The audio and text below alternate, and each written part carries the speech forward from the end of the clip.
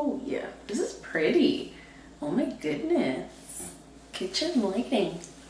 I look nice and brown.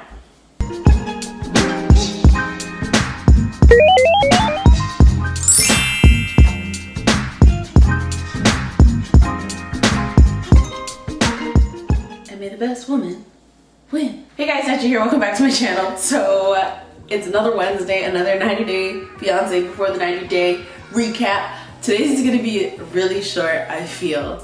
And I'm gonna say that, and somehow it's gonna end up being 30 minutes long. 2,000 years later. I'm joking, no. Okay, so I honestly just go based off of the recaps that are on the internet. Not the internet, but like on TLC. Like how they kind of like, you know, the synopsis they provide for their episode, basically. And then that way I kind of don't forget what's going on or which couples they mention. This episode was one, not only short, but two, they didn't even like touch on certain people. Like we didn't see Lana this episode. We didn't see Usman and that racist, Lisa. We didn't see Darcy, thank goodness, because they're not relevant. This week, Avery spends time with Ash's ex. Why? Personally, if I'm in a new relationship, I'm not trying to meet your ex. I understand there it's different because one, we're talking about a long distance relationship. We're talking about the potential of moving, but two, we're also talking about a child and children that are involved. So basically they wrap up their argument. I don't feel like there's any sort of resolution between them aside from the fact that, well, let's go meet my child and my ex. Like that's basically what happened. They were just like, all right, let's go do this. I guess the twist was while Avery was talking to Ash's ex, she reveals that they only divorced last year. They've been separated for 10 years, like Ash has said, but they've only been divorced for a year. And Avery's like, oh my gosh, he lied to me. What else is he lying about? I'm like, girl, it's not that deep. He probably just has associated the divorce with like 10 years ago and is not thinking it actually finalized last year. He's like, I'm confused as to what bearing that has on your relationship, because either way, while you've been talking to him, he hasn't been a married man. So I feel like, what are you really worried about? So their story, again, kind of bores me, so I'm just gonna move on to the next person. Ed and Rose discussed their relationship. I actually can't even remember what the final decision was between Ed and Rose. So Tyler just reminded me, it was that Rose is done. Like I said last recap, she was done before. That was the maddest I've ever seen her. And even Ed said the same thing. He was like, yo, she's never been this mad at me. And this was basically the straw that broke the camel's back. She's done with him. As she should be. Like, why should she even deal with this? This man that's currently on a press tour? I can't. But basically, there's like a meme of like, Ed waddles away sadly. Like that was the closed caption. And I can't, because now all I do is waddle away sadly. Erica opens up to Stephanie about her past. This was like, again, I don't like Stephanie, not one bit. I think she's fake, I think she's phony, I think she's doing this for fame, I think she's erratic, I think she's abusive in some ways, like mentally and verbally how she treats Erica. I don't think any of it's okay. So with that disclaimer said, what ends up happening is Erica and Stephanie were having a conversation about Stephanie coming out to her mom over like Skype or over camera. Maybe the distance would be good. And basically Stephanie agrees. She ends up calling her mom and agrees to like, yeah, I'm gonna do it. I'm gonna come out to my mom. Basically while she's on the call, she doesn't come out. She like is like, I have a secret to tell you. I went diving with sharks. And everyone's like, Who am I saying that? Who said that?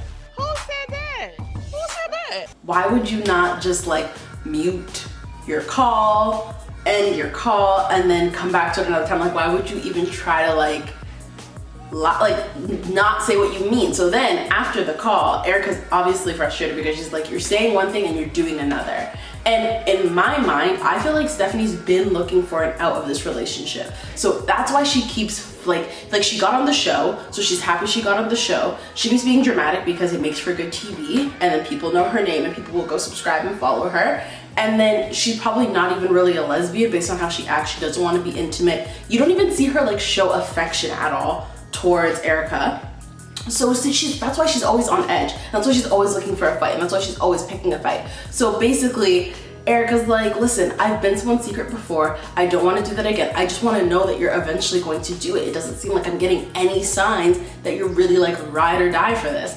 And Stephanie flips out, breaks something in the hotel, and basically is like, you're pressuring me, and it's like, I don't even think that's it. I think she has valid concerns about your relationship because she's not getting any other kind of enforcement. So wouldn't you want someone to ride for you the way that they're riding? Like, I can't. Stephanie, So yeah, Stephanie breaks this cup, runs off, and goes outside and starts crying. Again, being dramatic for no reason. And she's like, I just don't understand why she's pressuring me. My mom's the closest thing to me. I don't want to ruin that relationship, which again is fair. But then that should have been the conversation you had with Erica before promising to come out. The problem with Stephanie, she doesn't know how to communicate at all. And then poor Erica is actually getting hurt. So basically after this fight, Erica's like, listen, I don't even think I need to be in this kind of environment where you're being basically like abusive and angry for me just having a conversation and talking about my past. I'm literally opening up to you, which is what you asked for, which is honesty. And you storm off talking about, I don't know if I've been in the same room with someone that you slept with. Like, that's not even what we're talking about. We're talking about like, Stephanie, I can't. Their segment ends with basically Stephanie and Erica both deciding to go separate ways. Erica's like, I'm just gonna go home. Stephanie's like, I'm just gonna stay here until I have to go back because I'm gone in like 2 days. And basically over it. And then we see on the preview that Stephanie's like, I really do care for her. And I'm like, you cannot treat someone this way and actually care for them, which is what makes me believe you're doing this for TV. So girl, bye. I'm just gonna plug my ears and close my eyes whenever you come on the TV next time because I can't deal with it. Okay, girl, bye. Jeffrey and Varya look towards the future. The question is, what future? So we opened their segment with an awkward silence. Varya basically leading up to say no, but not even in the worst way possible. She's kind of just like, I just need more time to decide whether I want to like leave my life here right now. So you're proposing to me right now. We just had a whole bunch of fun here right now. I care for you. I just don't know that I want to leave my life here right now. And it's not that it's not for you. I think we're just moving too fast. We've only been dating for 7 months. I'm just trying to figure everything out. There's been a lot happening during this trip. Jeffrey decides to be a big old baby and basically want to be like, listen, if you can't love me the way I want to be loved, then we're not pursuing this anymore. Like, that's basically what he says. Goes to the airport, packs up his bags, he's gone. And then he's like, I basically need to break this off. And Varya then goes and chases after him, which I was like, girl, don't do it. And she does. And he basically says, I think you're in your feels right now. It's just not gonna work out. I need to find someone that's gonna love me for me. It's like, but at the same time, you're looking for someone who is Russian, because that's what you've said, you're looking on Russian dating sites. So you're looking for a specific woman. You have someone here who cares for you, but because she won't marry you today and won't accept your proposal today, you're upset and you're being a crybaby and you're gonna break up with her? So yeah, Jeffrey basically storms off and goes back to America being a big baby. This is also the same guy that threw a hissy fit when he thought that she was talking to other American men. So she's now secure and locked in on you. She's just saying, I want to spend more time with you. I don't want to marry you. And you're like, you just seem like the type of person that's having a hard time accepting that people don't do things on your time.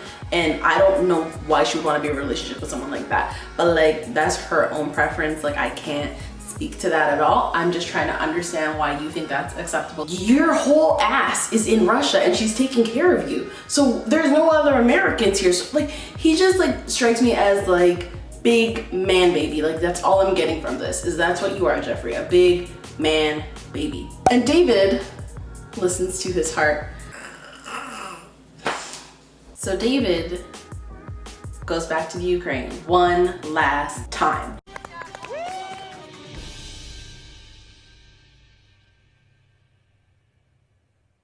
Wait a damn minute.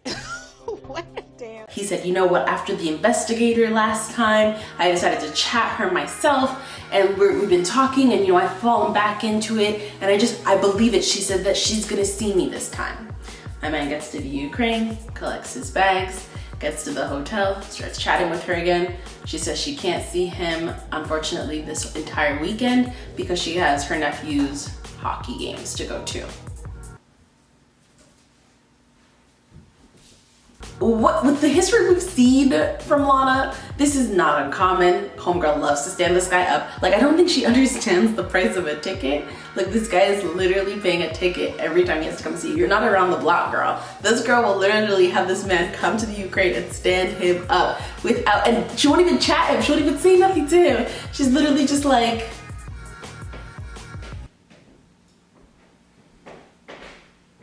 sorry.